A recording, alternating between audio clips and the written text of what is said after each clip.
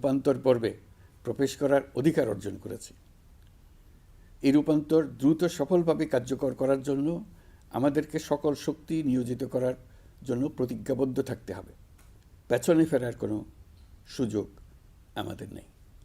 আমাদের এই কাঙ্ক্ষিত রূপান্তরের লক্ষ্য হবে সকল ধরনের বৈষম্য অবসানের রাজনৈতিক আয়োজন নিশ্চিত করা, এদেশে গণতান্ত্রিক ও নাগরিক সমতাভিত্তিক একটি রাষ্ট্র ব্যবস্থা প্রতিষ্ঠা করা।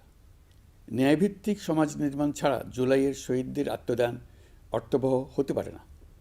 ফেসিবাদ বাংলাদেশকে আদর্শভিত্তিক সকল রকমের লক্ষ্য থেকে বিচ্যুত করে গভীর অন্ধকারের দিকে আমাদেরকে নিয়ে গিয়েছিল।